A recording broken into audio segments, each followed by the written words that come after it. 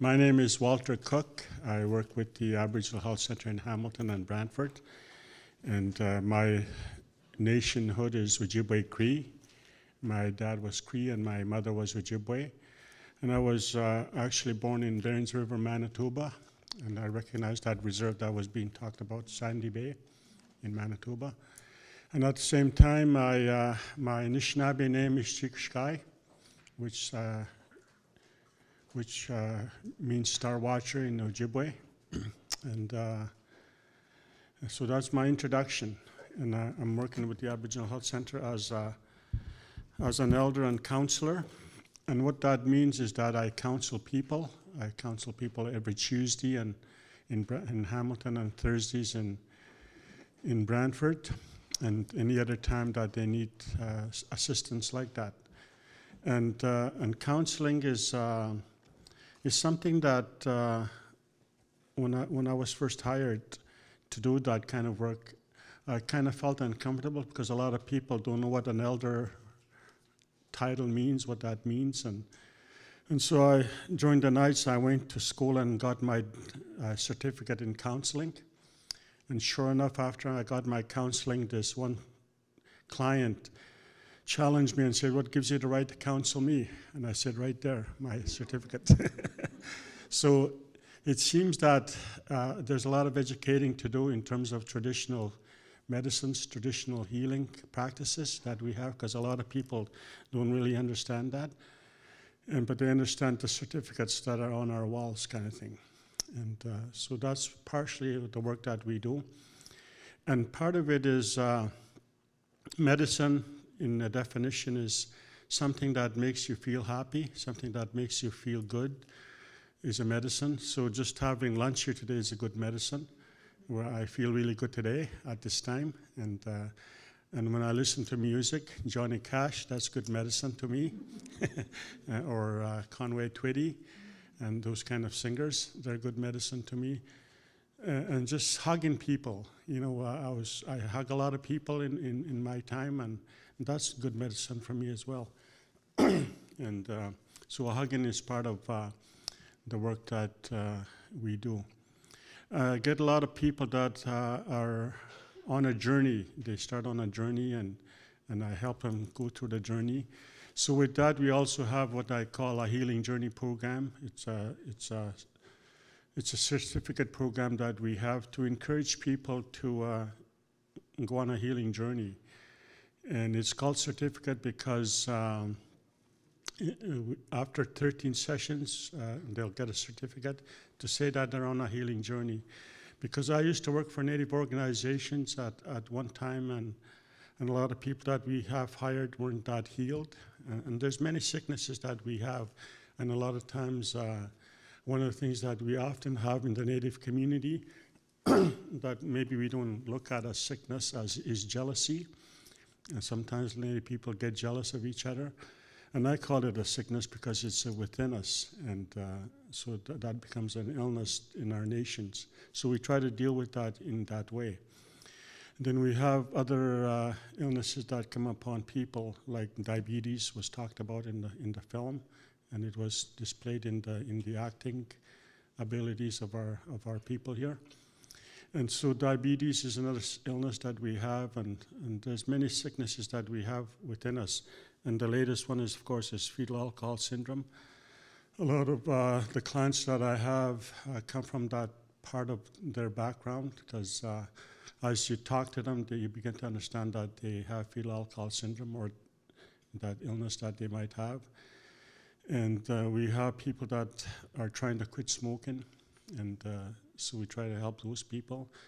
So a lot of times when they come to my office, the first thing that we do is we smudge, and we pray, and we ask for guidance to be empowered by the Creator to be able to help that person, because I don't really have the powers to help the person as a person. I need the Creator to help that person. So that's my understanding, and that's the understanding I try to relay to that person. And so if a person, for instance, has diabetes situations, and I know that they're taking medication for that, and if they wanted to try the Indian way of healing, I'll send them to North Bay, somewhere in that area, past Barrie, and go and tell them to go and look for a blueberry patch, and to take that blueberry patch and to bring it home with them, and to boil it and to have some tea with that blueberry, because blueberry is a healing element for us.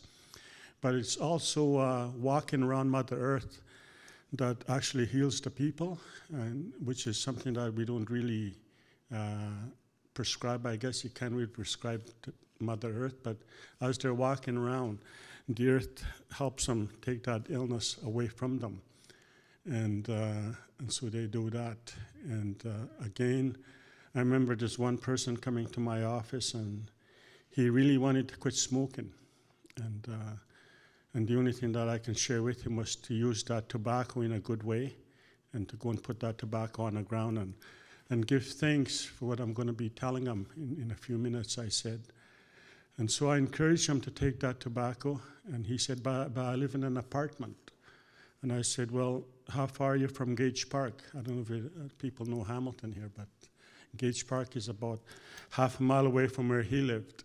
And I said, well, go to Gage Park, find a tree, and go and put that tobacco that you were going to smoke, and put it on the ground, and give thanks for that, what you've just learned here today.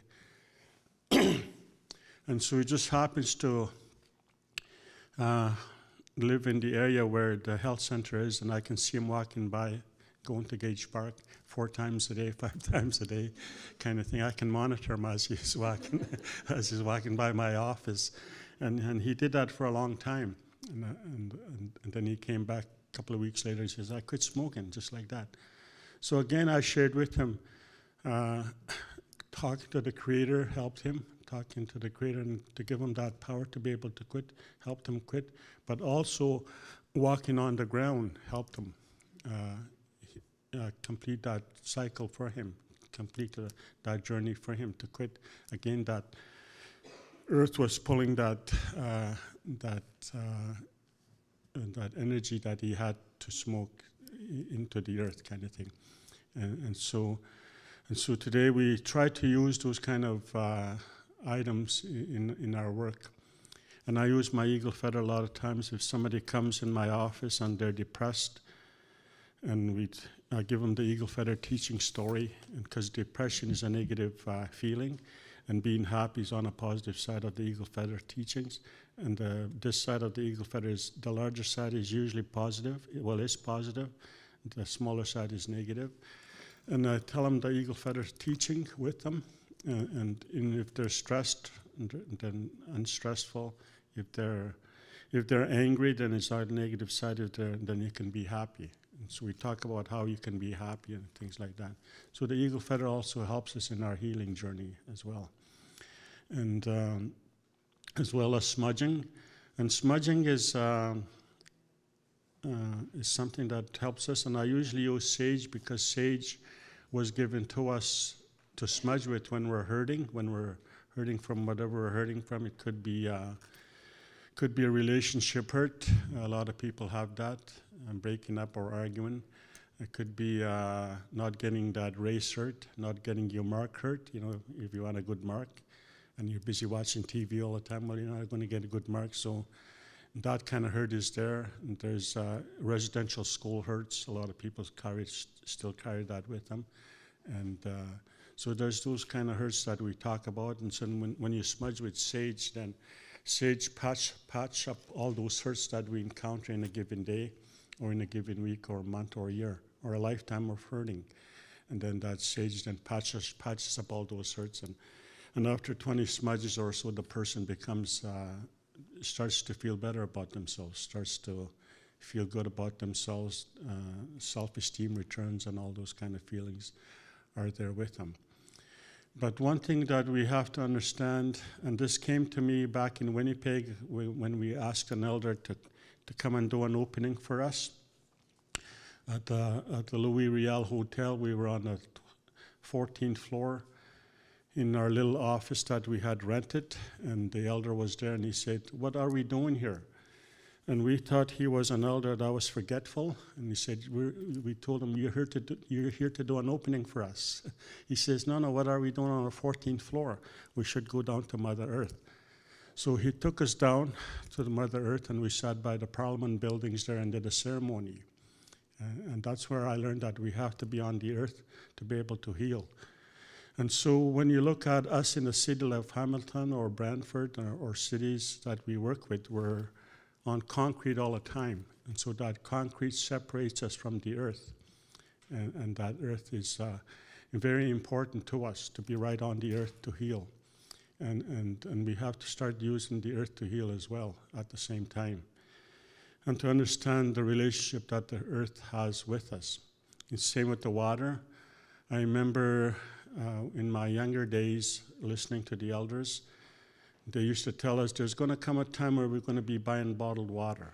And when that happens, that's going to signify how much damage we've done to the earth. And so I see people buying bottled water today, and that tells us how much sickness we've done to the earth by buying that bottled water. Because we used to laugh at the elders at that time. We thought they were joking, but they weren't joking. They were telling us a prophecy that's being fulfilled today.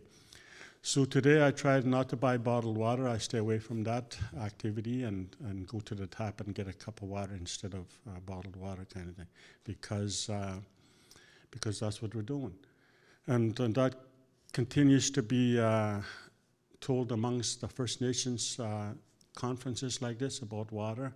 And there's one elder I heard in Garden River mentioned water and how a lot of that water is being taken from Lake Superior. And he was saying that Lake Superior is about 6 feet short of water today. So one day in my travels, I took pictures of Lake Superior, and it's about this much short of water. And if you do it by volume-wise, it's probably 6 feet short of water. Because I usually do a bit of research as I listen to elders to verify why these things are happening. And right now we're doing some research with drumming, because drumming is a healing element for us. Every time people come to the big drum, they begin to heal. They begin to heal from their illnesses that they might have, and they begin to be calm and be less agitated kind of thing.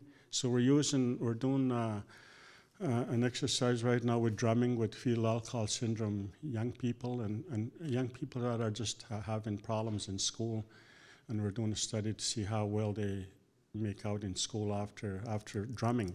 And so we're doing that at this time to see what happens. It's our own research. It's probably not going to be accepted by any institution, because it's a lot of things that we do as First Nations people is not usually well received or usually not understood. So, but we go ahead and use it ourselves, and if it works for us, then that's okay. That's fine. It works for us. So that's what I do in my work. I use these elements and share these elements. And one of the things that I've learned is to tell stories to people. And I do a lot of storytelling to the people that come and see me. And they usually funny stories sometimes, and we joke around, and people are always wondering what we talked about, because they're usually coming out laughing kind of thing, and they're happy, right? And so storytelling becomes a good healing tool for people that want to heal. You tell them a story, and you try not to judge people. You just give them a story, and they'll take that story and take it with them, and hopefully they'll share it with other people. So I'm going to pass the mic on to Elise here.